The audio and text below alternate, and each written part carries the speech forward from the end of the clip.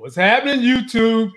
You back in the building with the Black Avengers of Current Culture. Me, T Streams, and my good folk Larry. Fellas, how y'all doing tonight? Doing good, man. Doing good. No complaints. We done made it to Friday. We ain't got paid. And we're just sitting here chilling on quarantine, looking for something to do. So we chilling out with y'all. That's a mighty fine shirt you wearing, Larry. Mighty fine shirt. Thank you, man. He's still my guy. I mean, think of it like this. We have a sitting president who didn't even think, maybe the class of 2020 who's not going to have a graduation should have a commencement speaker of some sort. Well, our guy did, and he's going to deliver that commencement speech tomorrow and for the whole class of 2020 as a whole nationwide. So still my guy. That's what it is, fellas. And let's jump right on into it. In pop culture news, we got to talk about little Boosie dumbass. We've got two NFL players who could possibly be throwing their whole career away. I mean, what the hell, fellas?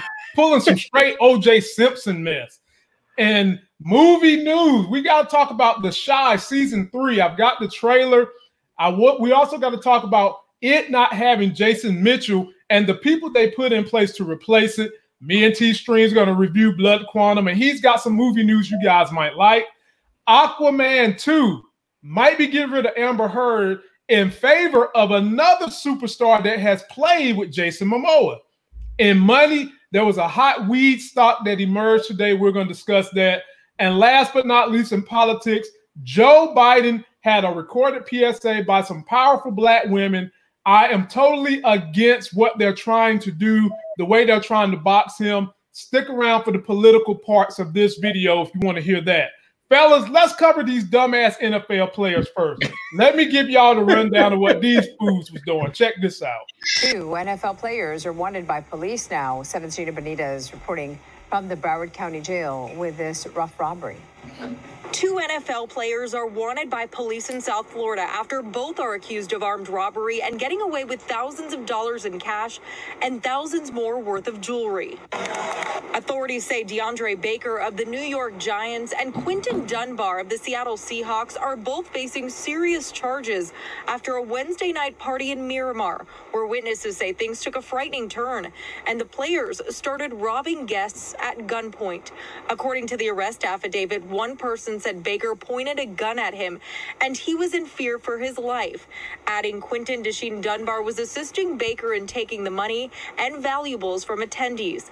Another witness said Baker directed a third person involved who was wearing a mask to shoot him, saying the person wearing the red mask robbed him of $7,000 in cash and stole his watch valued at $25,000. Cops say no shots were fired and the men got away with more than $12,000 in cash and watches worth more than $60,000. What better fit? Now, on the same day of the alleged robbery, that was Dunbar speaking about his excitement about the upcoming season.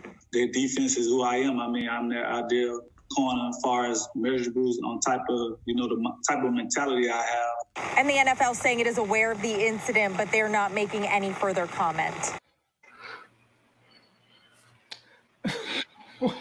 Where do I begin with? First of all, to crystallize the story, they had a card game, lost 70 grand. They decide they want to be Jack Boys, come back with no mask on in their Lamborghini, in their Mercedes. Then they have one dude come in there with the mask on who pulled up in another high dollar car. I thought a robbery is supposed to be something where you get in, you get out, and people don't know who you are. Clearly, if I go to Greenville, North Carolina with my YouTube channel, and I decide to go run up in somebody's house who beat me out of my gambling money, and I robbed them, they're going to know who I am. I'm Lamont on YouTube that drives a Tesla. Fellas, T-Stream, this is your story. Help me out. Both players just signed multi-million-dollar contracts. You lose 70 grand, but you want to go back and try to rob folks to get 70,000. Drop some knowledge on me, brother, because from where I come from, if I lose $50 in pity pat, I ain't about to go back and rob nobody. And this, I can't even put knowledge in the same sentence with this because this was straight foolery. Okay, this is one of the prime. This is the prime definition of you can take the Negro out the hood, but you can't take the hood out the Negro. Damn. I'm telling you, man. You know, jeez, Lord have mercy. I mean, they straight reverted to natural, basic hood instincts 101 when they totally should have been far removed from that. Okay, you guys were millions of dollars, millions, and you crying over 70 racks. You shouldn't have been gambling. If you was going to have that type of response, you should not have been gambling. Now, here's the thing. They done went there, and they done stuck these guys up at gunpoint in style. Okay, so it's really nothing much too different from what they did from what OJ did. Pretty much. So pretty much what they really did was just gambled their whole careers away. They basically just gambled their whole careers away. Now, are they going to wiggle up out of it? I don't know, because all we seeing from the news is that they wanted by the police. Well, it ain't like they hard to find. Somebody in my hood, if the police know where they at and they want it for armed robbery, they coming for you. All right. Maybe it's just a little bit different because of their social status or something like that. But this is straight BS. All right. And this is why folks don't like to see us make it, because we can't leave the hood and do right, man. We going to change their names to I Can't Get Right 1 and I Can't Get Right 2. we also got to name the buffoon that they hired to put on a mask and come in and rob, and then he drove a high-dollar car when you know he's probably associated with them. Larry, it's your turn. I got to give this to you. When is the last time you've seen such tomfoolery? Man, unfortunately, it seems to happen often, but one of a few things. One, why in the hell are you having a card game when you should be social distancing yourself anyway? You know? And two, why in the hell did you not just take your loss? I mean, here's a couple things for me personally, because I'm not a baller like that. If I sit down at a card table and the dude next to me is wearing a Hublot, I'm out. I can't afford to sit down and play cards with anybody who has a watch that costs a down payment on a house. I'm not doing it. I'm just not doing it. So nice to see you. I'll go grab a beer and sit over there and chill with the chicks, you know, because I'm not playing cards with dudes wearing $25,000, $50,000, $100,000 watches. It's too much. Anyway. It's just dumb. It feels like these dudes are young. They're not used to having money, and it's for whatever reason, they lost this money, and it just didn't occur to them, oh yeah, I'm going to have this much again next week or next month. They don't have to go and worry about losing 50G or 60 or 70G. They can just be like, yeah, okay, I lost it. Lesson learned, and you move on. I mean, for them, losing 70G is like me losing 1,000. It hurts a little bit, but you just take the lesson and you move on. Now, fellas, do you guys think that they will be able to come back from this? I personally think that somehow, some way, they're going to be able to overcome it. But this should be a moment where their NFL career is flashing in front of their eyes, because something like this could ruin a very, very enriched life, because you lost your consciousness for a split second. Do you guys think they can come back? Man, you know, the way things operate now, I wouldn't be surprised if they did. You know, I wouldn't be surprised if they did, man. Okay. It depends on who they were playing with. If they were playing with brothers, then they might be able to make it back, because you might have their version of Ray Donovan pay him a visit, deliver a duffel bag to them and say, look, they were dumb, they were stupid, they felt like you guys cheated them, maybe they were just, maybe they had too much to drink when they were there. He goes and delivers them a little duffel bag. I don't know, man. If they was playing with brothers, when I would go home to play card games, at least one or two brothers in there was strapped.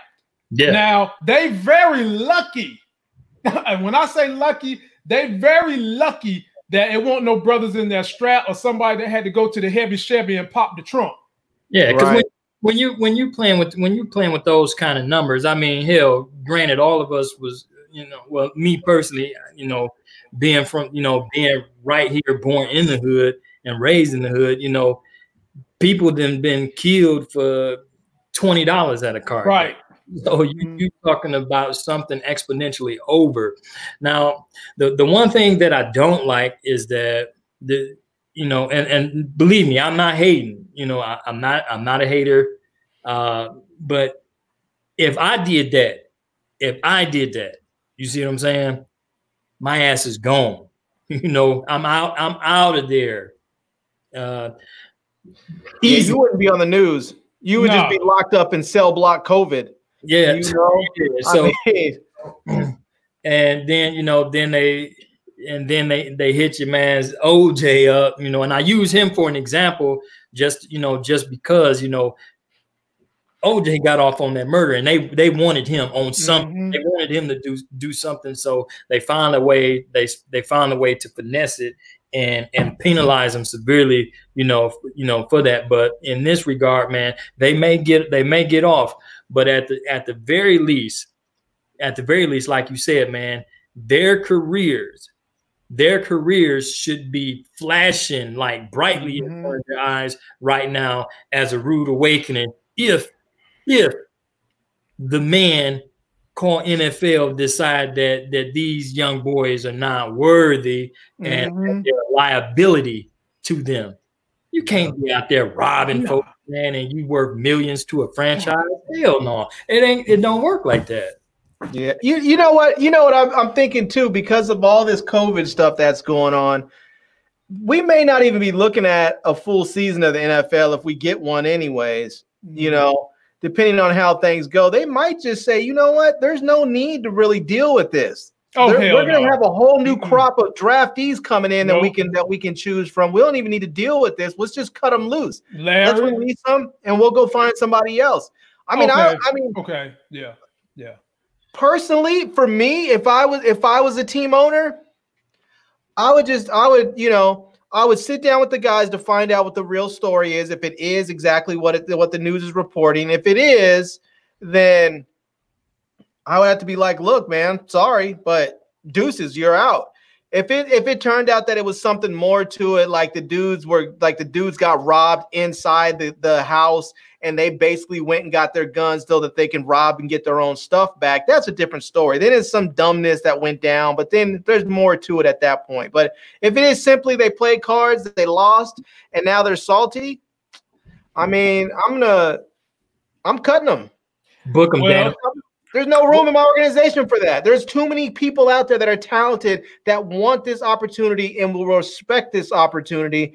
And I don't need you up here, tainting the name of my brand and just basically causing havoc. That sort of attitude is pervasive when it gets in the locker room. You just don't need that around your team. I'm going to table this one by saying that one guy was a rookie and just signed for like $10 million. So if you cut him, he's still going to walk away with $2 or $3 million. At the end of the day, people with great power comes great responsibility. The wise man that said that, Stanley. Having said that, I'm going to tell you what my kindergarten teacher, my favorite teacher, Miss Stamp, said.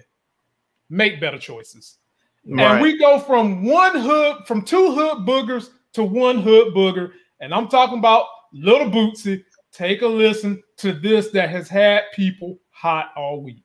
I'm training them boys right. Ask in there my nephew. Ask in them. Ask my son. Yeah. They were 12, 13. They got hit. Yeah. That's how it's supposed to be. Yeah. Hell yeah, I got my fucking son dick sucked. You fucking right. Yes, a grown woman. Grown, super grown. Super grown. Checked his ass out. Checked all my nephews out. Super grown. Is she grown? She checked me out. I know what the fuck she did to them. She checked me out, that bitch. I couldn't really hear it. In essence, he's got a 12-year-old son. He's got some nephews, and he's been forcing them to get their penises sucked by the same women that suck his. What? And I'm gonna give it to you first. This is the same man that had all these degrading things to say about the way D Wade and Gabrielle Union was raising their son/daughter. How is this behavior any better than R. Kelly by having and forcing grown women to suck his son's penises? I mean, man, come on, man. 12 years old. That's child abuse. That's I mean, that is I can only imagine that if that's really happening, that's just a form of sexual abuse. I mean, I mean, he may not be doing the act itself, but I'm sure it's akin to pedophilia on some level. You start talking about preteens and sexual activity. That's some form of pedophilia. I can't imagine that dude doesn't gonna have the local sheriff knocking on his door sometime soon, and with child safety protectors or the CPS in tow taking his kids and arresting him. I can't imagine that this is really happening. I can't imagine that's not coming soon. T-Streams, what you think? I mean, man, this is some real R. Kelly shit right here, man. I mean, he's got some whacked out perversions as it comes to sexuality, what it takes to maintain sexuality. I mean, this could hurt that little boy into going the opposite of where he's trying to force him to go. Yeah, it definitely, I had similar experience as a young man with my dad, and man, I tell you, it does something to a child where with your whole perception of things, and so it's not good. And then two, it just shows you the how a depraved mind works. And this is 2020 right now. Everybody is doing whatever that's sexually gratifying for them because it is widely accepted now. Does it take away from the fact that this is still a form of abuse? No, it doesn't, because it is. And I wouldn't be surprised if where he is didn't find a loophole to tangle him up into some conspiracy to commit child endangerment and stuff. They can flip it, and they can flip it however they want to flip it. And and him being who he is, recently, someone that was in the penitentiary don't have that much, that many more chances left dealing with the penal system. So he has to be very, very, very careful. But the thing now becomes, what's going to be the future mentality for the kids? Because for a man, it can, for a young boy, it can have adverse effects. You wonder why dudes or young men have this, all hoes ain't shit mentality, or they dogging them and all this other kind of stuff, because they don't know how to take that emotion or that experience and properly translate that emotion. And so there's going to be some adverse effect in every last one of them boys. I guarantee you that. Yep.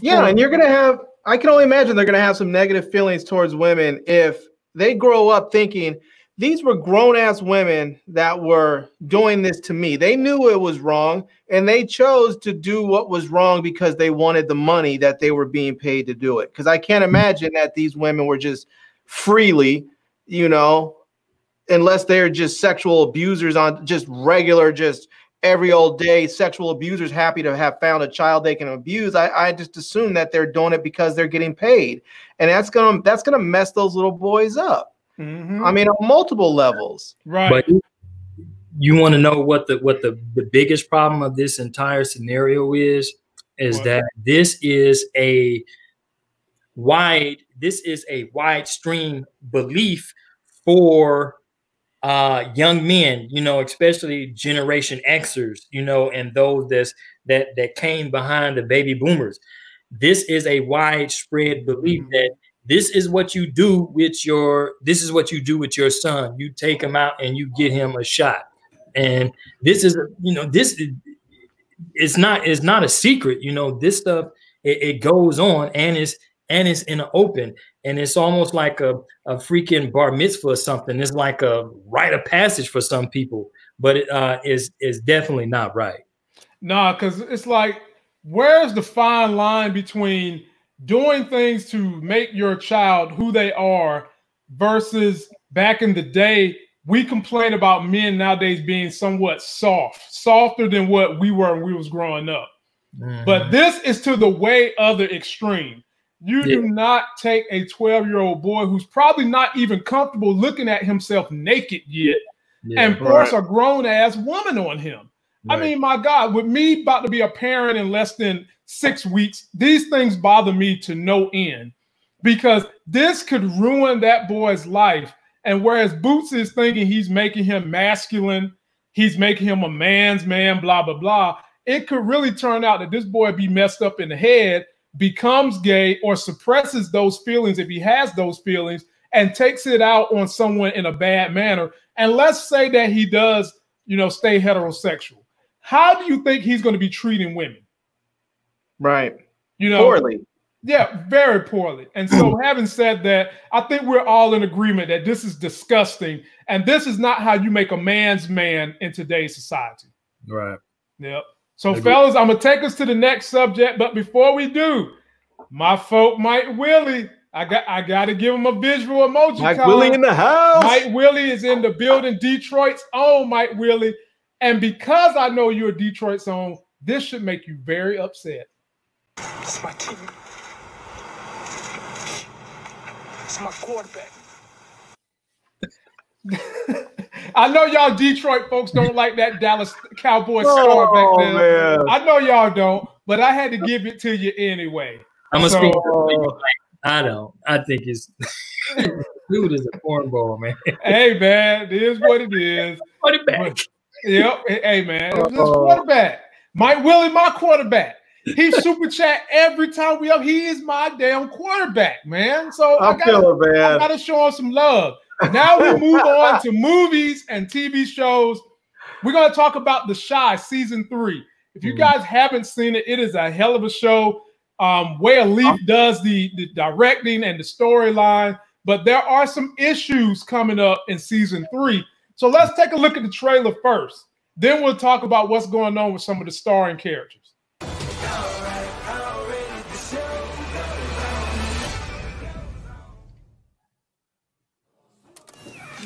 How does it feel to be a year older? I learned that not everything stays the same. Well, if everything was always the same, life would be boring.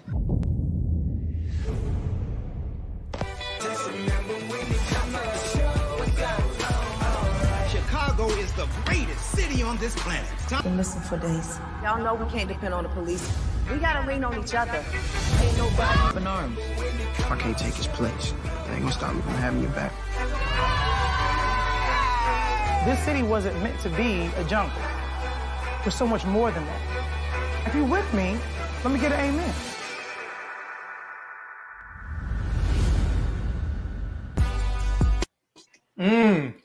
Now, y'all leave me some comments if you want me to do a trailer breakdown for what I think is going to be happening in season 3. For me, there were a lot of nuggets in that trailer, but I'll break those down later. Fellas, one of the main characters is Jason Mitchell. Y'all know him from Compton and some other shows, but he was in this. And he's gone. He had a lot of turmoil in this show. And for those of you that don't know about what has gotten him fired, the DJ has got some footage of that too. Take a look. Jason Mitchell has been asked. So to counterbalance his storyline, because the story revolved a great deal around him and the kids. And he had a big scene in the very last episode of season 2 that was catapulting to season 3. Now, to replace him, they're bringing in talent such as Lala Anthony. That young man is in The Chi, and I know how Larry feels about Lala and her fake booty. And they're also bringing in my homegirl, Candy Dandy Burris. And they say she has a steamy sex scene in this show. And they also got some other young characters. They got Little Rail, my man Luke James. So in order to get rid of Jason Mitchell, his character on the show is Brandon, they brought in all this new talent. T-Streams, I give this one to you first. Are you going to be tuning in July when this Shy season 3 comes on? You know, I may go ahead and check it out. I've never seen it. Okay, so I've never seen any of them. So I think I'm gonna go ahead and check it out. I hate to see old boy go down this road, especially when you have a lot of people making complaints about you. Not really sure exactly what the extent of those complaints were, but I can tell you, he was overly dumbassery, overt in his sexual misconduct. Yeah. That's he wasn't even trying. He wasn't even trying to hide it. He was just being an asshole. I was like, come on, man. Yeah, man. So he was trying to get it in for real. Yeah, man. Can you imagine a sex scene where it's supposed to be acting? Things happen, but can you literally imagine a sex scene being a woman and you feel the dude stuff all on you? And then all of a sudden, you just feel a hand trying to slide some underwear out the way. Nigga, bruh, we're acting. This is not real. We're acting. If he going that far, yeah. I mean, I get it. There's been times I've heard all kinds of stories about actors who have actually had sex when they were doing their scenes because they both got into it. But you have to let the woman initiate that. Right. You can't do that. But even then, he had. There were multiple complaints, from his co-star, from The Shy. I forgot her name. She was also in Tiffany Boone. Tiffany Boone. She was also in Hunters on Amazon. And she was also in Little Fires. She's a great actor, and she looks young as hell. The chick is 35. Yeah. But the thing is they released him from there. He went to go shoot with that new Netflix show, and they hadn't even started shooting scenes yet. As soon as he got there on set, started harassing women. Yeah, and they were like, "Yo, you gotta go." So that's two shows. That's two shows, Larry. That's two shows, not one, two.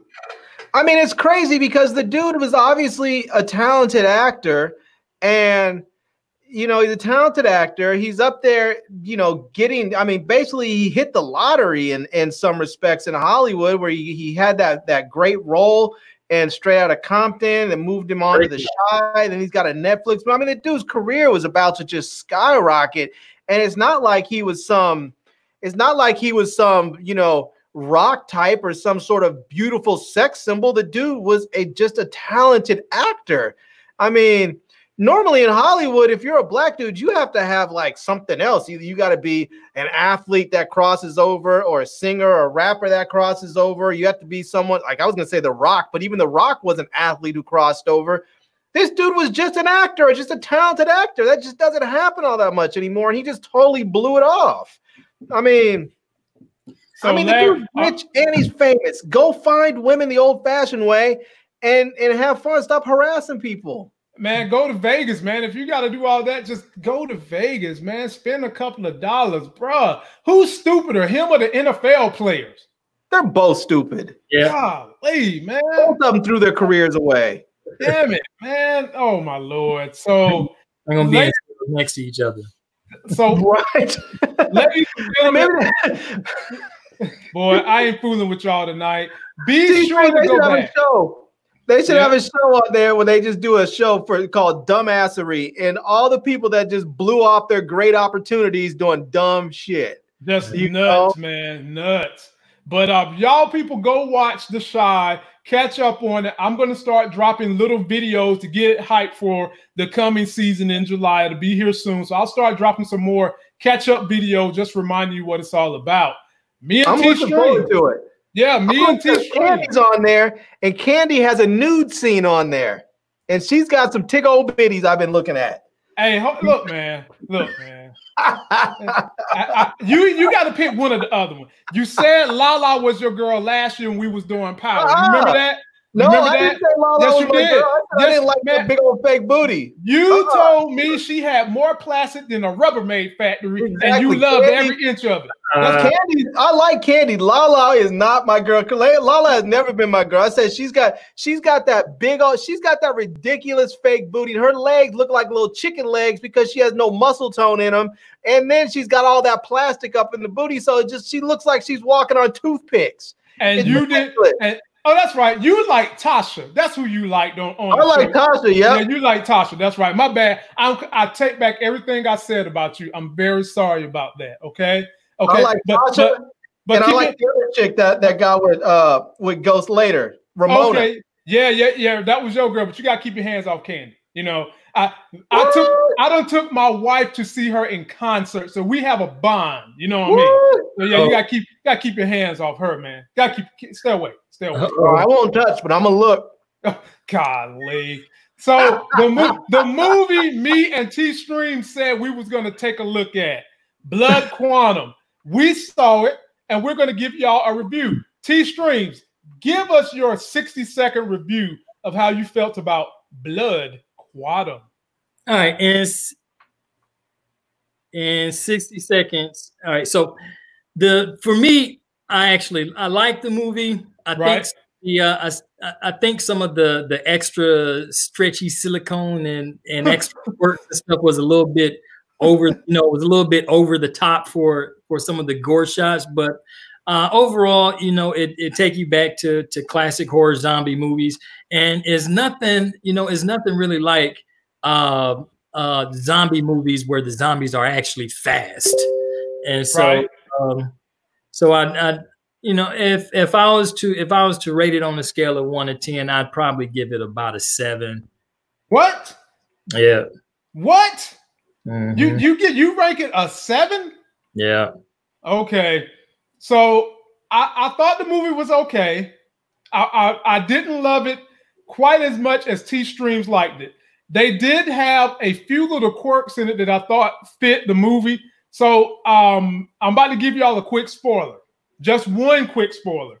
There are a set of people who are immune to the zombies. And that set of people you'll see in the movie, it kind of fits the land of where this thing takes place up in Canada or what may have you.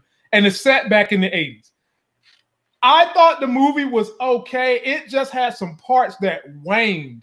There were some parts that they could have cut. There were some parts that I felt like was just a little nuts. But overall, I just thought the movie was okay. I would give it a 6. I'm not going to rate it as low as IMDb and everybody has been rating it. What did IMDb give it? 5.3. That's probably accurate. See, one of the things I like it because I'm naturally a horror. I'm naturally right. You've been honest about your bias. I'm not biased to horror, and I still thought it was an okay movie. It's just that in the beginning, some of that stuff is pretty slow. It grabbed me from the beginning when Homeboy was cutting out the fish guts, and all of a sudden they just start moving. They just start bouncing around. I said to myself, I would have been going then. Hell, I wouldn't have cut another fish gut. When that first fish jumped off that table after I'd done sliced his guts out and tried to walk back to the ocean, that was it for me. I would have been done. Right. And the other thing I didn't care for, T-Stream, you might have liked it, so don't be mad at me. I didn't care for the splicing of the animation they put into this movie. I didn't care for that. Yeah. So part of it was animated? No. They would have like these little 15-second clips where they would show things happening in animation. Things that run parallel to the movie. Yeah. Gotcha. Yeah. But I mean, overall, if you want to see it, I give it a 6. It's okay. It's not bad. It's just a little slow.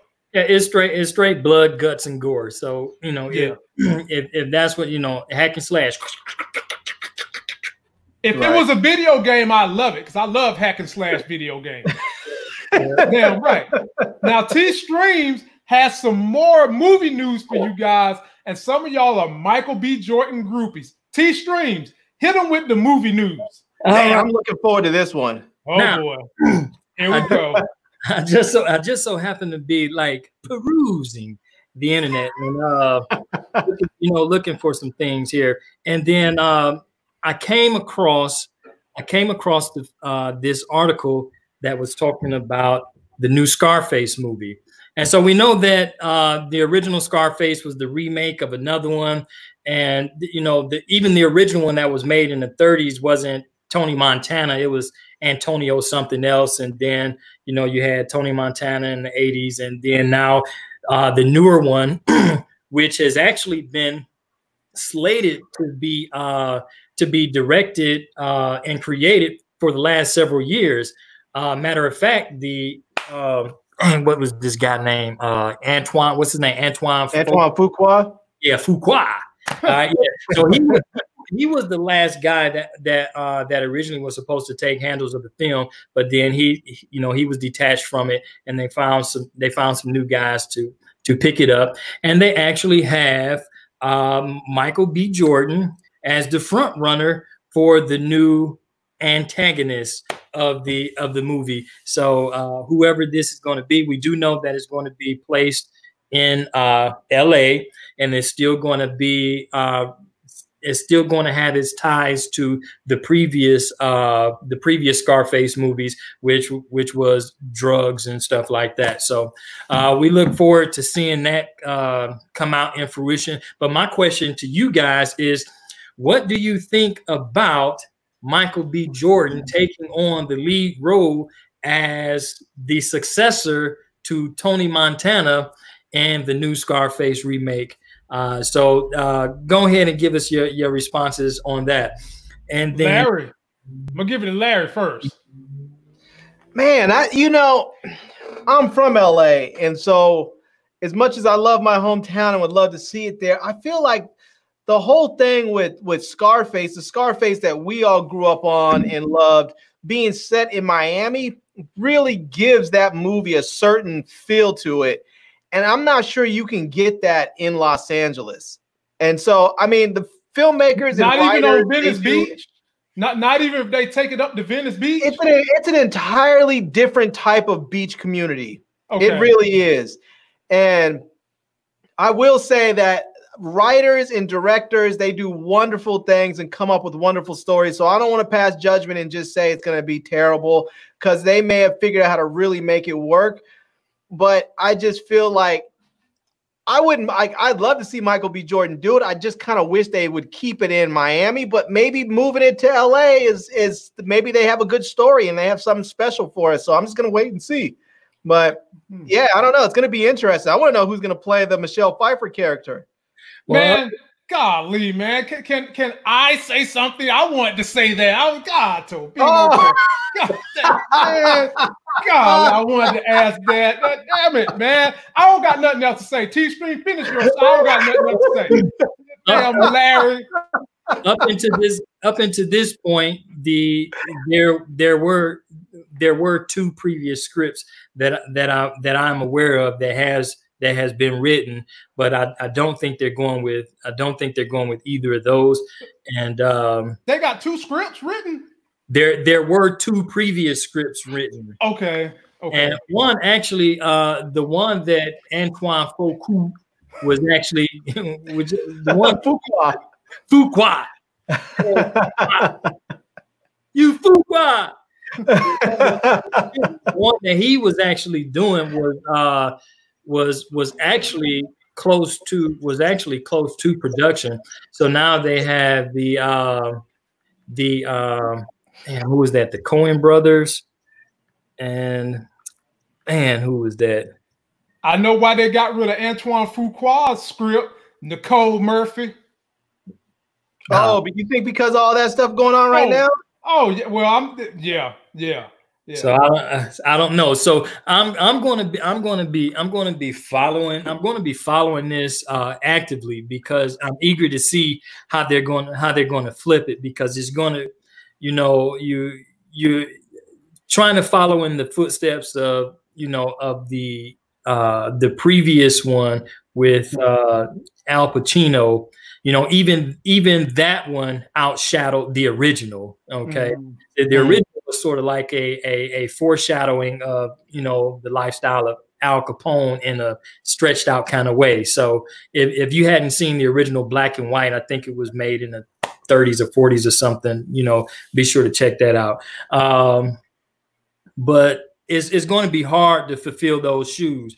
And then too, because you have people on both sides of the fence saying, don't touch it, leave it alone. It's a classic. You know, just leave it alone. All right. But, you know, I understand the feeling. I said the same thing about Halloween. All right.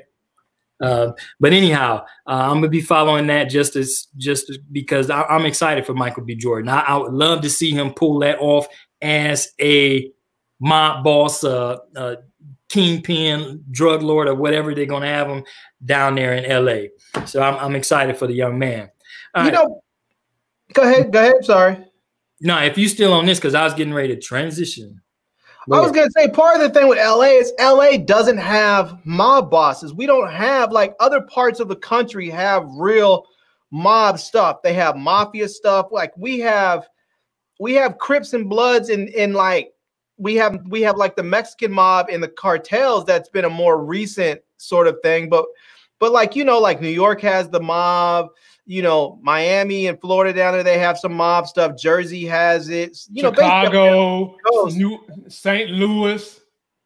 But in LA's always been a wide open city where you have all different types. Like you have some smaller organized groups like the Armenian mob and, you know, and some of these other groups. But it's really been a very much a wide open city. And part of that is because the LAPD for a long time, when other cities were really struggling with the mafia, LAPD came down really hard, like brutally hard, you know, like we are just going to kill you and not even ask questions, and basically ran them up out of there.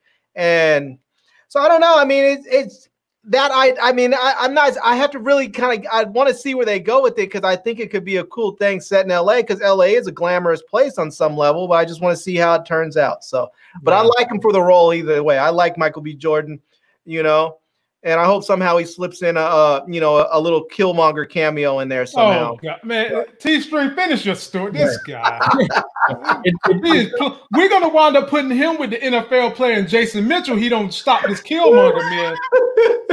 It looks like our partner Virgo Smith is not a fan of that remake.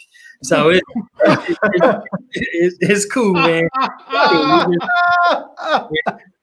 Boy, and let me tell y'all about Virgo Smith. He got jokes now. If y'all could read some of the comment, he got jokes for real. So the next one is in the 90s, a lot of us were fans of the movie Heat. You know, it had some big, you know, it had Val Kilmer, Al Pacino, Robert De Niro. Man, it was like star-studded. And then it was like the Godfather of bank robbery movies. Matter of fact, it had such an impact on the culture. You had some boys out there really gear up in armor and tried to rob banks and end up getting themselves killed out there in real life shortly after this movie was released. But the Hollywood Shootout. Yeah. Did you guys remember seeing that? I was there when it was happening. I lived out there when it was happening. Yeah. So needless to say, I came across that they are actually working on Oh, no. I'm just, my bad, T-String. I just posted that for everybody to see. Okay. So one of the things that I came across was that they are actually getting ready to do a prequel and a sequel to the movie Heat. And so for those of you who are Heat fans, you may be interested in seeing what's in store. Seeing what's in store with this, and you know, the original director is coming back for this, and so I'm eager to see what direction they take. So the prequel would definitely be dealing with how those guys was doing their robberies beforehand. The only thing is, I'm wondering how they're actually going to do it, because that movie is easily mid-90s, so it's got to be 20 years old now. So these guys are much older now. And so I'm wondering how, how they're going to do that, if they're going to have other people play them as younger guys. But then for the sequel, the only one that actually remained was Val Kilmer. So we'll definitely see how that plays off. I like them kind of movies. I'm not going to go out there and rob no bank, but I love those kind of movies. Hey, I like them too. I like them too. I like them too. What's the one, the Italian Job, where they were driving those little Mini Coopers? I love those movies, man. Love them. Yep. And I think that was your boy right there. I think that was Anton Fuqua did that one. Yep. He sure did. And that was before he went and stuck his what in Nicole Murphy when life was good. Here you go. Hey, man. Did we give Howard McQuarters a shout out for his super chat? Not yet. I'm gonna do it before we transition to the next subject. I ain't forgotten about you, Howard. Yeah, I got one more piece of movie news that I'm gonna do. I'm gonna do a full review for everybody, but they are getting ready to try and remake, and I don't know how y'all gonna feel about this. Now, y'all might be hot, but they are gonna try and remake New Jack City, and they want Michael B. Jordan to be in that. Now that I could see that. I could see that being remade. Yeah. I can see that being remade. I can even see him playing that same role as Wesley Snipes. Yeah, man. I just saw that. I'm trying to find more information, but I couldn't. So I'll dig it up and we'll report on it next week. Okay. Yeah, that could be good. Yeah. Last but not least, just because you have a few quite a few viewers that watches us that's from Detroit, I did check up with my program with Imagine, okay, and right now it's still on, okay. So they hadn't in October the Halloween releases. I think it's October 16th, I believe that is, okay, whatever that Friday is. So if you are from the Detroit area or you'll be down in this area around there, hopefully everything will be sort of panned out by then, because right now they have not canceled it. They told me that I'm still good to go. We have the Imagine Theater, and you guys can come hang out, come hang out with me for a private screening. We have a private screening of the new Halloween Kills movie. It'll just be us and friends. We got the whole movie theater, okay? And and it's catered. So, so if normally, I sell limited tickets, but if you are a subscriber to Lamont Channel and you are in the area, just contact me beforehand. I will get you some tickets absolutely free. Cool. I had to make a quick correction. It was actually F. Gary Gray that did the Italian Job, not Antoine Fuqua. Yeah, the Italian Job was done to him when his wife found out he stuck his you-know-what in Nicole Murphy. That was the only Italian Job that happened in there. Having said that, I'm going to transition to our comic book news about Aquaman 2, but before I do, my brother McQuarters, I know how you feel, and this one is for you. So y'all need to hide your kids, hide your wife, and hide your husband because they raping everybody out here. What? Oh my goodness. What I would like to say is don't hide your wallets, super chat, because I got one for everybody. All right. Now, ladies and gentlemen, moving into comic book movie news. Where that from? Y'all know I love to do Marvel, but today I got to talk about DC. Considering DC doesn't put out many good hits on the silver screen, Aquaman with Jason Momoa turned out to be fairly pleasant. I actually saw it when I went to visit Larry when the damn hotel caught on fire, and Larry had to come back and save me. I actually caught You guys think that's a joke? The hotel really did. The hotel caught on fire. Oh, yeah. If y'all want to see the hotel catch on fire when I went to record with Larry, search my YouTube for a hotel caught on fire. I got footage of it. I got footage of me and Larry running out of the burning hotel. I got the footage. We ran up out of there, and we were stuck with these what was they? Wheelchair soccer player, bad as hell. Yeah. I mean, one dude was wheeling his wheelchair down the stairs on one wheel and shit. It was dude, bad. no joke. Yeah, it was rough, y'all. But he was like, we don't need no stinking ramps. Yeah, man, the hotel caught on fire, bro. Larry, thank God Larry's the kind of person who don't leave you hanging. Because, I am an asthmatic, and it could have been bad. He came back and helped the brother out. But in this Aquaman news, let me go ahead and show y'all a little bit of clip and explain what's going on here. So Amber Heard played second fiddle to Aquaman Jason Momoa in this movie. She has been in what's the nicest way to put this? Larry know all the whole story. She's gotten into a bit of an intertwine with Johnny Depp. And so rumors are that they're going to kick her off the next movie and put in this young lady right here, Emilia Clarke, who we all know played Khaleesi on Game of Thrones and was also worked side by side with Jason Momoa when he played Drago. Larry, I give it to you first. Would you be satisfied if they got rid of Amber Heard in place of Emilia Clarke? I'm okay with it. To be honest with you, the person that I would like to see instead of Emilia Clarke in that role is what's her name? Sophie Turner, the one that played Sansa Stark. You want to see her well, she could probably do it, but she's about to have a baby, so it won't be her.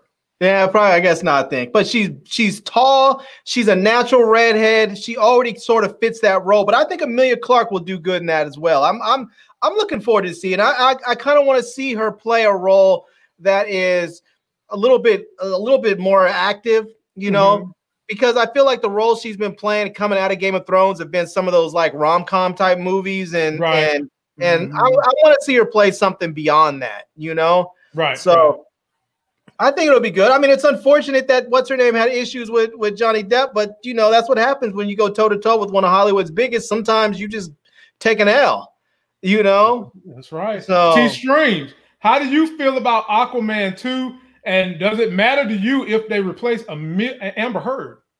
Honestly, man, I really Aquaman was okay for me. So it wasn't like, I didn't have that wow factor behind it. So whether or not they replace her with the other chick is all right with me, I suppose. My biggest interest is like, what the hell do Johnny Depp got to do with the movie?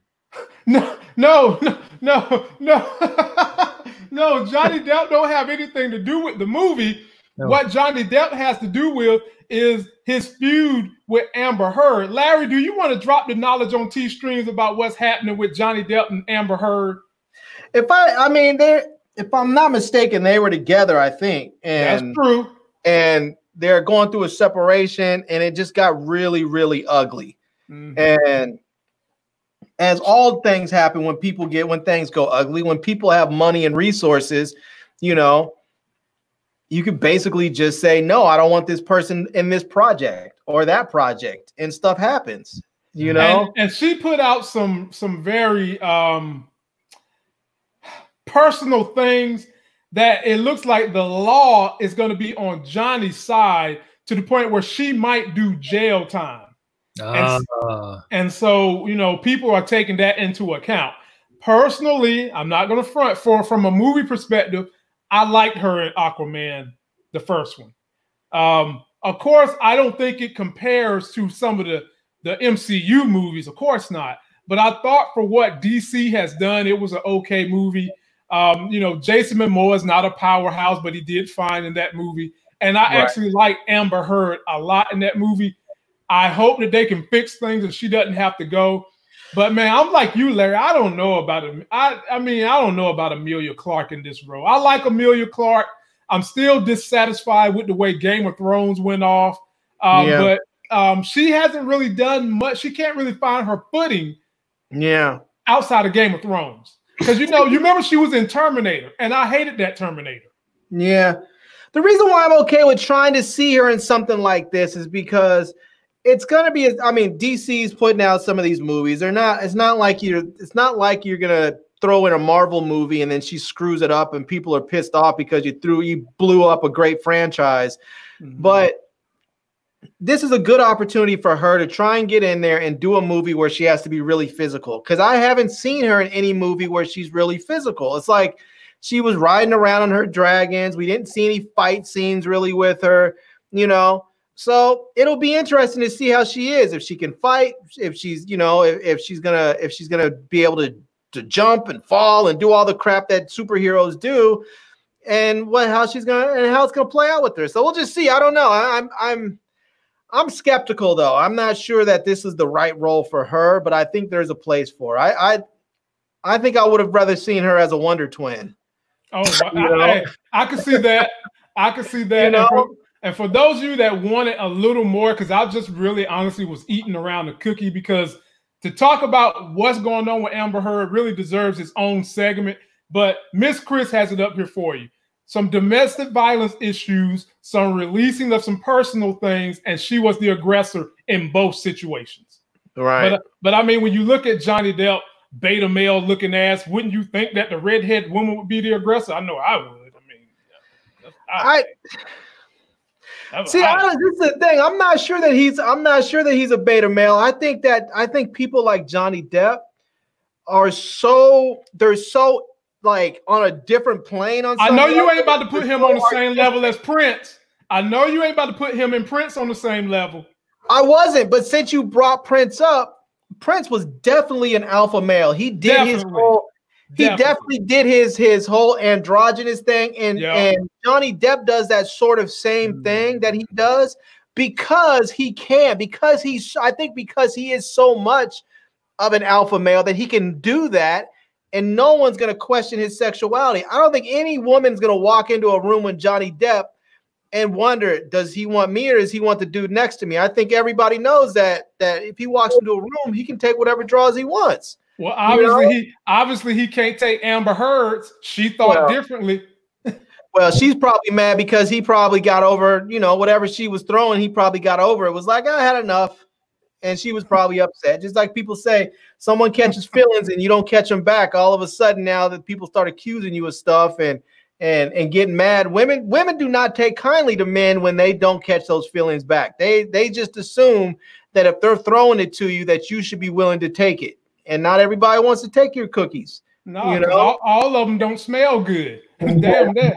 I mean, dry bowl pop. All right. So we're going to move on to the financial segment. This one's going to be very, very quick. And what happened today in the stock market, there was an emerging company I told people about 3 years ago. And it was called, this company right here, named Aurora Cannabis. And as you can see, they had a green day. They got a return back of 32%.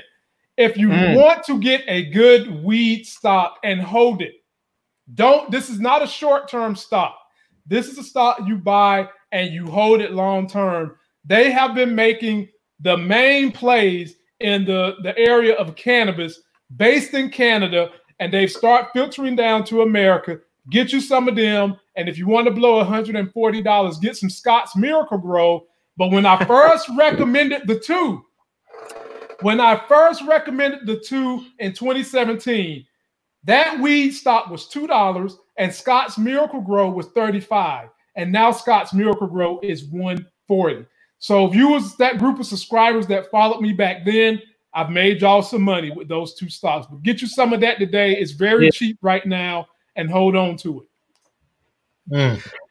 I think soon as they figure out a way to handle, I mean, this company may be a little different because they're based in Canada, but I think in the U.S. economy, the U.S. market, I think a lot of these marijuana stocks or weed stocks and some in that marketplace as a whole, that segment is really going to blow up when they figure out a way to allow these people to actually have some banking, because that's part of the problem right now with these things. These companies are all cash businesses, and they're having a hard time moving their money to a place where they can. I mean, it's not like they have to, launder their money or anything, but they're trying to figure out what to do with it. Well, that's why this company is taking off pretty rapidly. And when they did their evaluation, so many people jumped on board because the stock tip we gave the other day about Datadog, that's like a competitor to PayPal, that's who Aurora does business with, that handles financial transactions for them. And in Canada, they don't have the same barriers to capital access that they have here in America. Right. They don't have the same problem. And, you know, it's legal all over Canada, and they've been moving it left and right. And so a lot of people wanted to see what were going to be their first quarter returns after you've had a whole quarter with it being legal in Canada. And it was real good for them. So get some of that stock within the next couple of weeks and just hold on to it, y'all. Hold on to it. And so the other thing that someone asked me was, whenever they're trying to make an investment in anything, what is a good percentage to shoot for? The average return that a person usually makes from saving and investing in stocks, bonds, mutual funds, and your 401k over a 30-year window is usually 8%. If you can do 8%, you're quote unquote doing good. So if you're going to take any capital investment like a business or you buying something, you want to make a return, you want to always shoot for a double-digit return, something 10%. And if you're going to be going higher, you really have to evaluate what is the risk you're taking for something to be giving you more than a 10% return on your money. Evaluate it good. But if you're striving for a good number to get back on your money, and that's anything, whether you're doing property, whether you're flipping gold, whether you're flipping baseball cards, anything of value, if you get 8% or better, you're keeping up with the 30-year savings average, and you can consider that some good money. Well, there's a breaking story, too, a little bit off of that, but since we're in the financial sector here, there's a breaking story that just came out while we were on the air that said the House just passed a $3 trillion coronavirus relief bill. So I told y'all, but it's still got to get through the Senate. It still has to get to the Senate, and Trump said that even if it does, he's going to veto that. He's threatening to veto it. So the interesting thing that's going to see what happens with this is that if he does veto this bill and people end up really suffering, how he's going to explain that away come election day. Also, if the Senate does the same thing, if the Senate just comes out and says we need to get something passed, I mean, it would behoove Trump to go to his Republican senators and say, I'm going to threaten to veto this. I need you to get on board and pass it so that it's veto proof. So that way it never has to hit my desk. You know, that's what they should. That's what he should do. But we'll see, because as we know, people in this country still need a lot of relief. There's been all kinds of stuff they've been talking about. They've been talking about mortgage relief, rent relief, a fund to help landlords not have to pay, to get money for those who can't pay their rent, to subsidize those rents. But there needs to be something in this $3 trillion is a crap ton of money, but I mean, stuff is still shut down. People, I mean, what'd you say, T-Street? You said they're keeping your stuff shut down to what, June 8th or something? Yeah, we stuck to the end. We stuck to the end of this month, but then there was another conference maybe 2 or 3 days ago where she was actually saying that she may extend it again with certain limitations on some industries. But, a lot of my stuff is with salons and spas and stuff like that. So, stuff where people have to be like up close and personal. Services. Yeah, we out of there. So I'm watching it. So, it is what it is. And you're right. That is a lot of money. I do not expect the Senate to pass it. Right. That's just because that's who they are.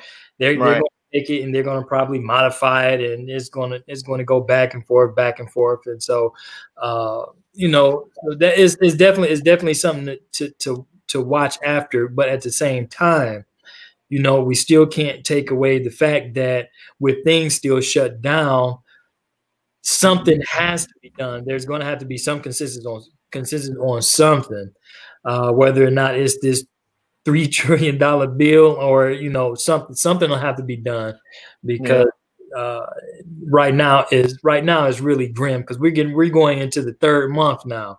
We're getting ready to go into the third month. So people need help. People need help. Real help. Yeah, but what Trump and Mitch McConnell, who said he's not passing the damn thing because we need to get fiscally responsible. And it amazes me that you want to get fiscally responsible after you done paid your rich ass buddies, in essence. Yes, that's what's happened. Those people have been taken care of, and so now he wants to send everybody out there to their deaths.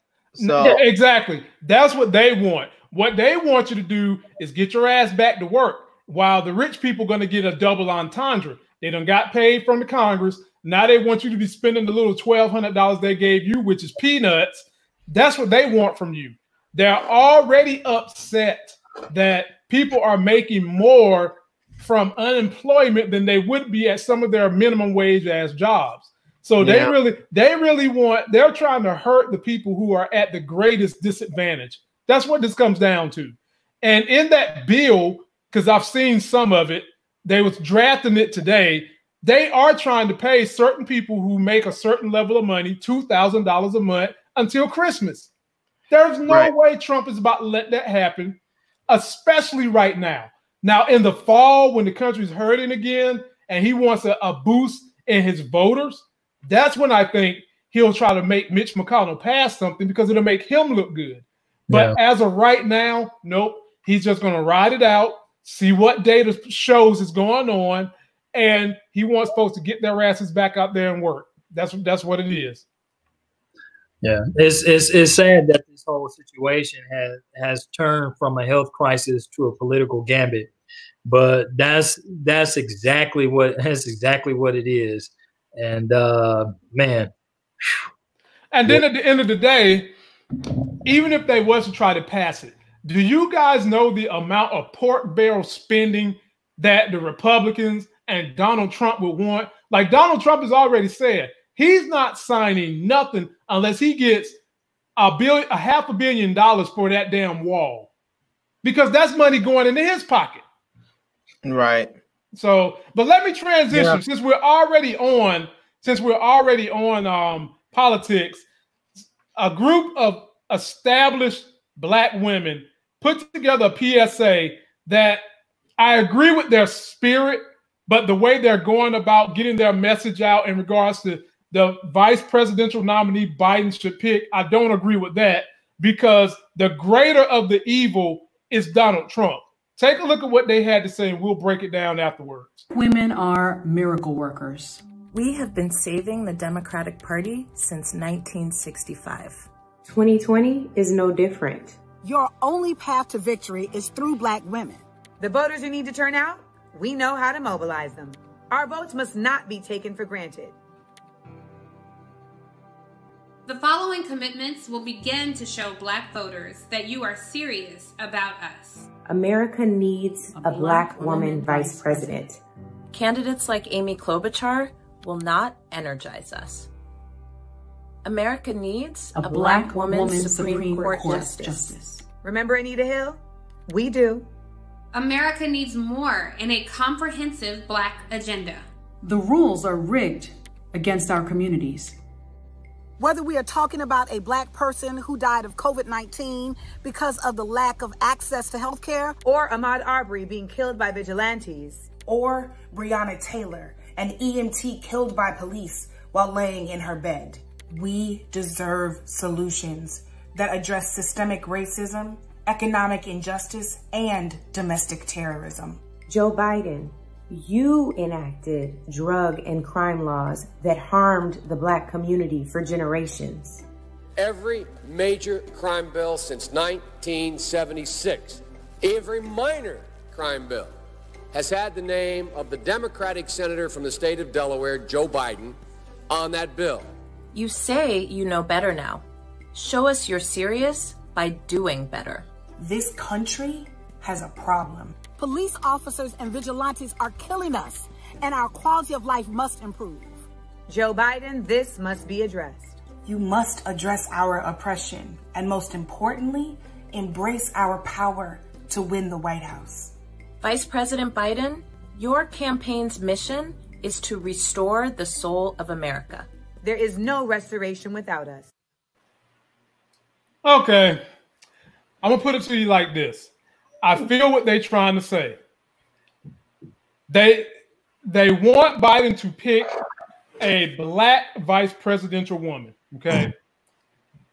There's only one he can pick, and if that one says no, then I'm sorry, ladies. He can't pick no Black lady right now. And if y'all have the audacity to tell me that you would rather either not vote or vote for Trump, because he doesn't put a black woman on that ticket.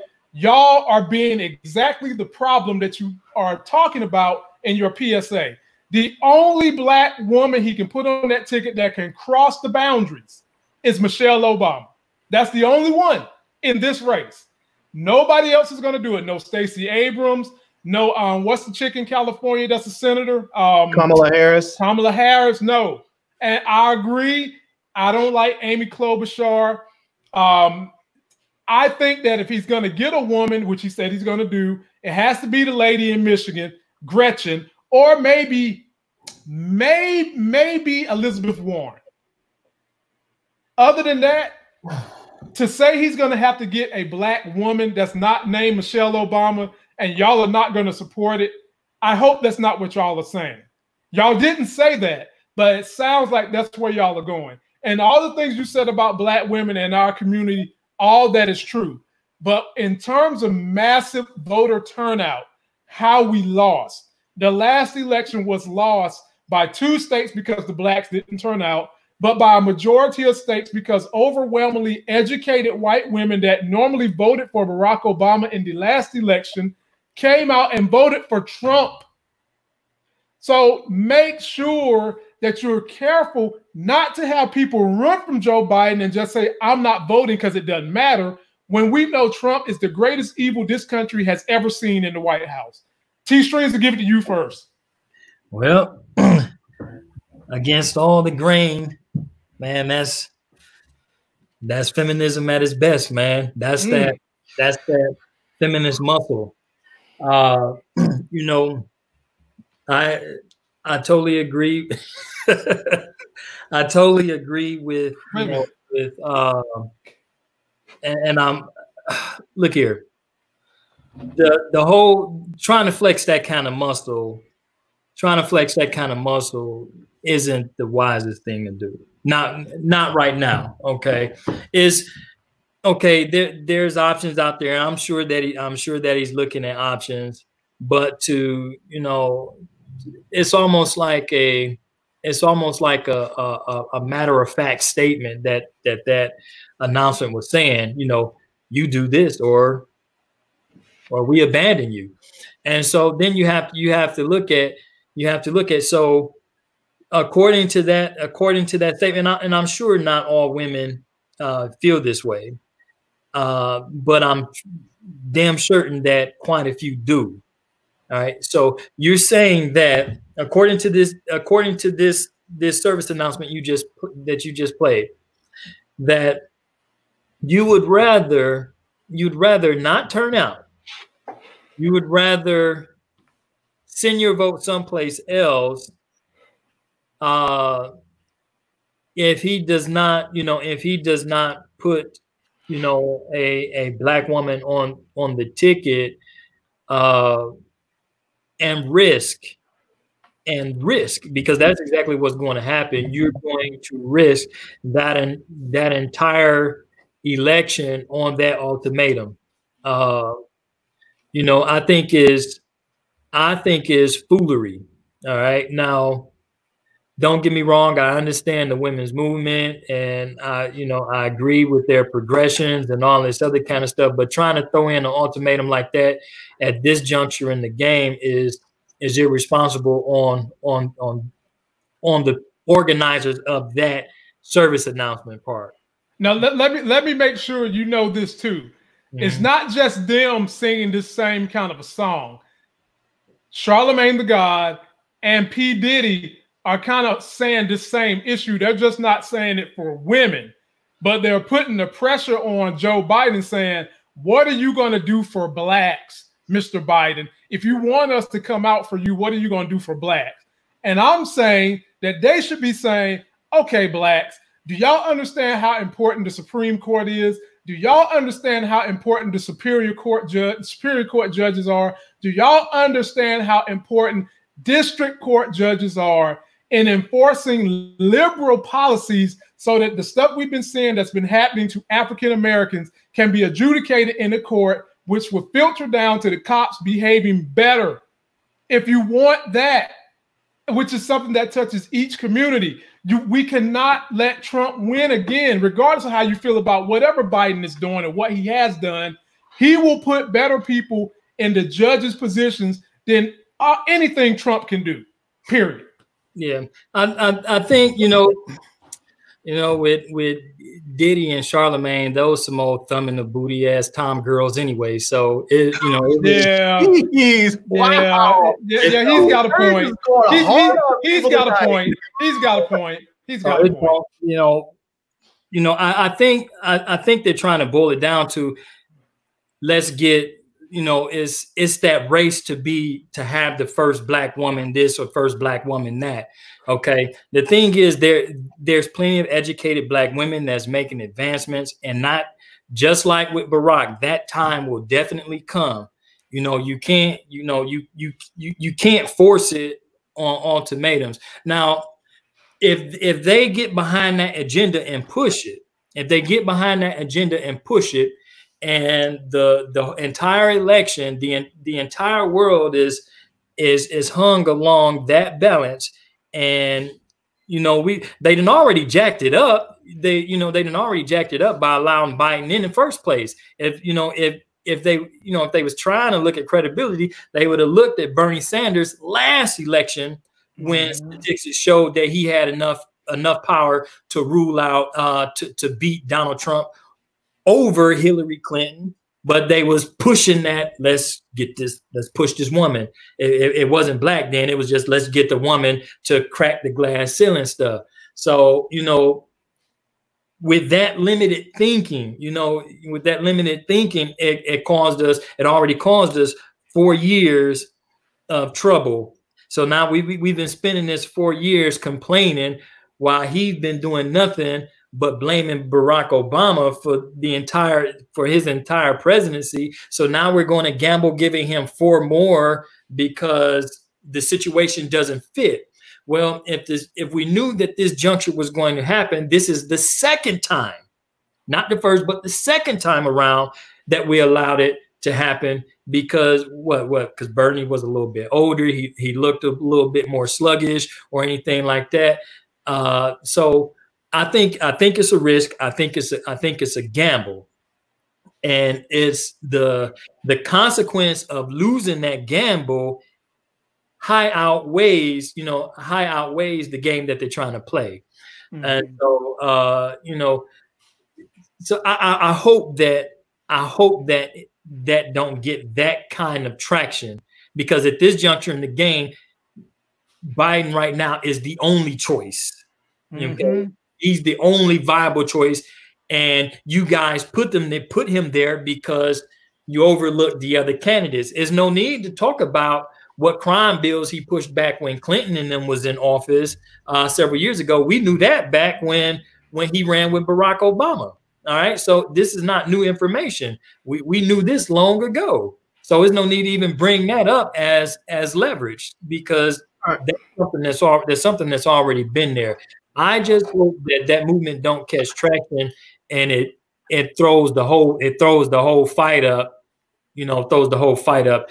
What should be said is, get somebody that is qualified. That is qualified to run. I mean, what possibly more could you do, or could he do for blacks that somebody else that could come in as a vice president, could possibly do? That same song has been running in elections for years, and each time is just a little bit given, so it's not like the black movement or the black community has been traveling in leaps and bounds with elections that went to our favor, because it hasn't. And so and that's just the game of politics. So we'll see, but if they mess around and let this guy win, because if they mess around and let this guy win because of that, and start not showing up, mm-hmm. They their black card to complain about anything has been removed, as far as I'm concerned. So, you know, you can't complain about shit that you allow. Larry. All right. I have a couple of issues with this, and I'll try and be brief. I know sometimes I go off on my diatribes, especially when it comes to politics. So I'll try and be brief if I can. But there are a couple of points that I take issue with their statement. First, which one that just hit me, just sort of needled at me, was this idea of calling these people that are out there killing black folks in the streets vigilantes. They're not vigilantes. They're not vigilantes. They're just straight up murderers. They are white terrorists, and that they need to be called that. Vigilante implies that there is a crime being committed and a citizen is going about the law enforcement activity without the authority of the law. And so it implies that this is a person who's just taking the law into their own hand. Well, there's no law being broken with these black men out there being murdered. There's no law against jogging down the street to get exercise. So this idea that these men are vigilantes is something that you need not even put that out there. These are terrorists. These are murderers. They should be called nothing less. Now, as far as their message about picking a black female candidate, I don't like that message to begin with, because it just like, if they said this is the candidate we want and these are the reasons why you should pick her, I would be all for that message, them supporting their candidate. But just the message of it needs to be a black woman, I don't like that for anybody. I don't like that for black women, for white women, for black men, for any other group. I do not like that. You need to put forth the candidate that you think would be good and then make your argument for that candidate. And otherwise, you just end up with the politics of race. You have to pick this person because they're next in line. You have to pick this person because they're a woman. This person because they're black, or they're Hispanic, or they're Asian. I don't like that. Find your candidate that you think would be great, that fits your idea, and then put them forth. So if you like Kamala Harris, or if you like what's her name down in Georgia, you like whoever else, put them forward. You know, I don't like them calling out people like Amy Klobuchar. You know, let's be real. The job of a vice president during the campaign is to be an attack dog. Amy Klobuchar, I cannot imagine anybody else in this group of presidential candidates that we had that would be a more vicious attack dog against Donald Trump. She would be brutal, you know. And as far as this idea that black women are this huge group, this huge voting bloc that the Democratic Party would be crippled without, well, let's just be real. The black women within the Democratic Party are very, very important. They are a large voting bloc. But they are larger than the men. And people need to understand their importance as a voting bloc is most important during the primaries. Once you get to the general elections, their numbers are not as significant. So yes, you still need to pay attention to them. You still need to cater to them, but their significance is not as great as it is during the primaries. And they need to understand that. So you can't just basically say, we're a big deal, we're a big deal. You need to put one of us in place. No, we are in a position in this country where it is literally life and death, and we need to pick the best candidate to get in there, the best likelihood of getting our candidate with our ideals in there. And that little clip they showed with Joe Biden trying to make it seem like he was just this horrible person that's been going after black people with the crime bills. Well, here it is. Joe Biden went ahead and supported the crime bills that black people in Congress and at the local levels wanted to get passed. It was members of the Congressional Black Caucus that authored that bill, and he put his name on it to say, I will co-sign this bill and then vote for it.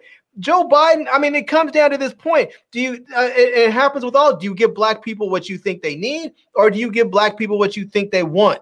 Because black people at the time wanted this crime bill because there was a crack epidemic in there. There were gangs that were running rogue. People were getting shot and killed and murdered all over the place, and drugs were running rampant.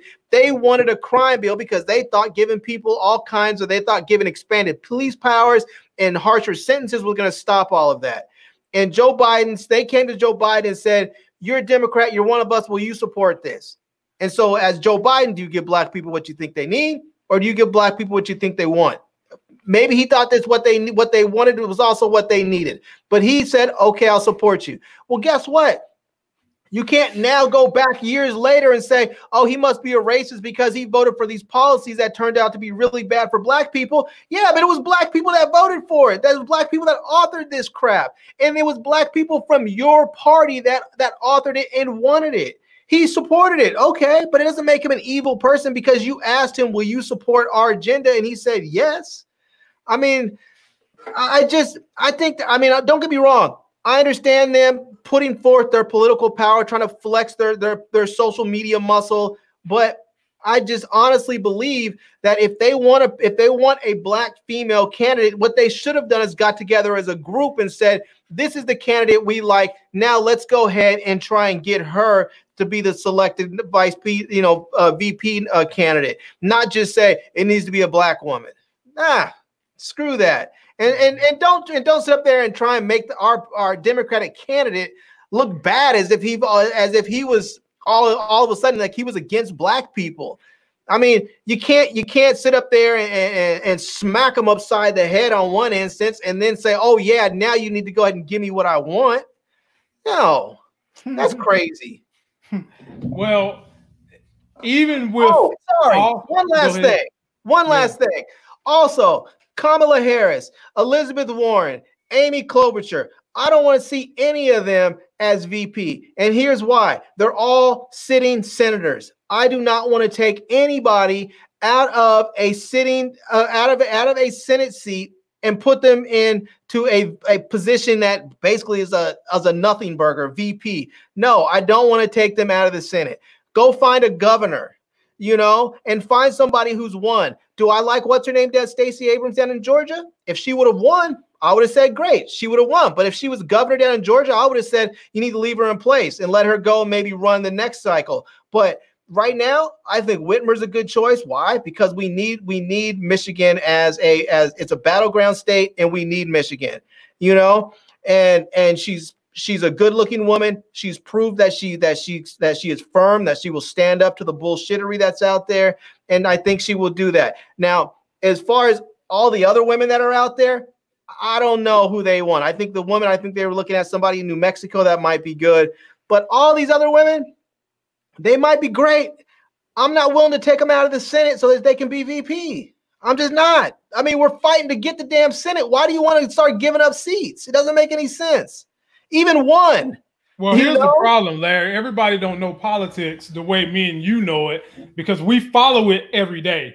And people should follow politics because it deals with your pocket. It deals with your environment. It's not just the social issues when you should tune into politics. I know me, Streams, and Larry, we all do businesses. So policies affect us the minute a certain policy is made or money is given out, however you want to call it. A vice presidential candidate is supposed to be strong where the presidential candidate is weak. Unfortunately, because so many blacks like Biden, he doesn't have to go get anyone to get black voters. He's got to get someone from that Midwest area that Hillary Clinton lost. And my best guess or best choice is the governor of Michigan, Whitmer.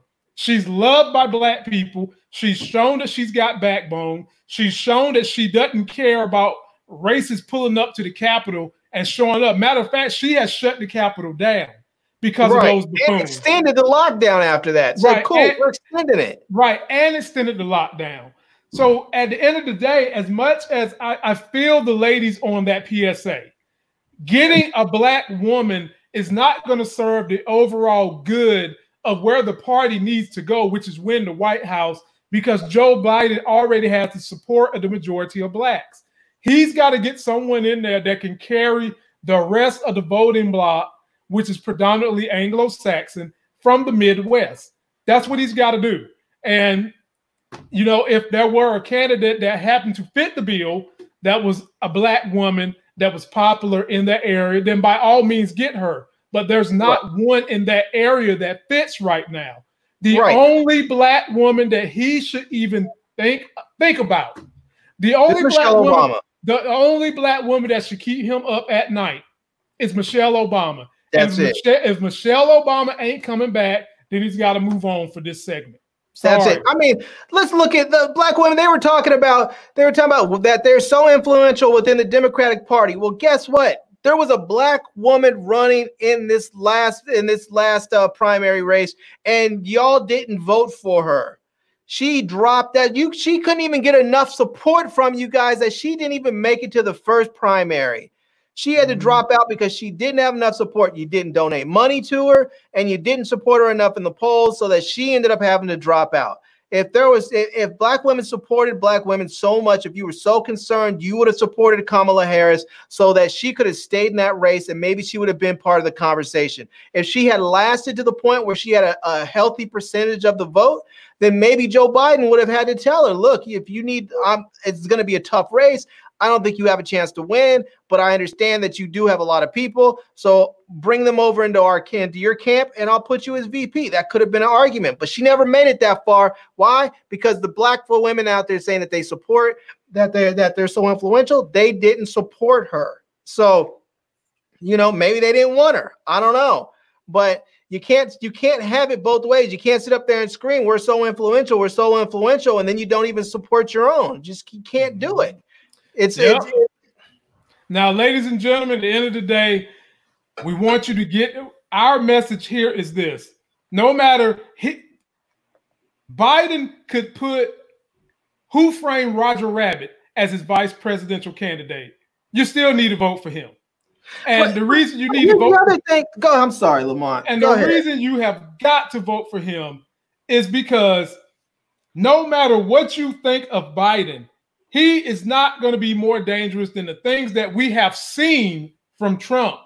The judiciary is the most important prize in this election. I don't know how much longer RBG, who has been fighting for women's rights and is still fighting for women's rights right now, even though she wants to give it up, she's still fighting. You guys have got to show up for that woman. If there's any woman you got to show up for, it's RBG and all the other court positions that Trump is filling up with these wackos who are 32 years old and could sit in these courts from now until 40 years. That is the number one issue for why you have got to turn out and get this president out of office. And you know what happens is when they do videos like this and they really create this climate of, if you don't vote for who we want, then we're gonna withhold support from you. We're not gonna vote. When you set that sort of mindset up and that climate up, what happens is black folks really do decide, well, if we don't get a black candidate, I'm just staying home. Right. And then, like you said, you end up with another Trump. We're already, as a Democratic Party, they're already fighting to hold together this coalition. You have all the Bernie bros and all the Bernie supporters that Bernie's fighting to wrangle up and say, look, I get you support me. I get that you're progressive and you're idealistic, but we need to come together at this moment so that we can get this person out of office. And so if you're holding together this coalition of the Bernie bros and all these supporters, all the progressives, and then you're trying to hold together this coalition of black women and black folks in general, I mean, come on, folks. The other side is not going to have to do anything except sit back and watch us implode if we don't come together and just decide, yes, Biden may not be the best candidate in the world, but he's what we have right now, and he is 100 times better than what we currently have in the White House. So, I mean, you just have to suck it up and deal with it. I don't like eating my vegetables every day, but I know it keeps me regular and keeps me healthy, so I do it. Right. Hell, I don't like brushing my teeth, but I don't want my breath to stink, and I don't want to be up here smiling and it looks yellow. Woo, you definitely don't want your breath stinking when you have to wear a face mask, because now you have to smell it. Exactly. Well, we're going to get out of here on that, ladies and gentlemen. T-Strings, give us the last word as we get out of here. All right, guys, it's a lot going on right now. And the political game is like is very, very crucial right now. So, continue to use common sense and proceeding forward with everything that we have going on right now, because it is so crucial to get caught up. It's too crucial to get caught up in fads and stuff right now. There is a lot at stake, And so, you know, my thing with you guys is you know, continue to rally to get out and vote. You know, make your own decisions. You know, there's going to be a lot of things that's going to try to sway you in different directions out here, but you know, think critically at these things and do what you have to do to make sure that we don't have to go through another 4 years with this guy here. So, with that being said, you know, you guys have a wonderful weekend. Larry, it's on you. So I want to say, first of all, thank you to everybody out there that has subscribed to my channel and watched my videos. I crossed over the 20,000 mark just early this morning. So I am out of my teens and into the 20,000 mark. So I'm very, very excited about that and happy.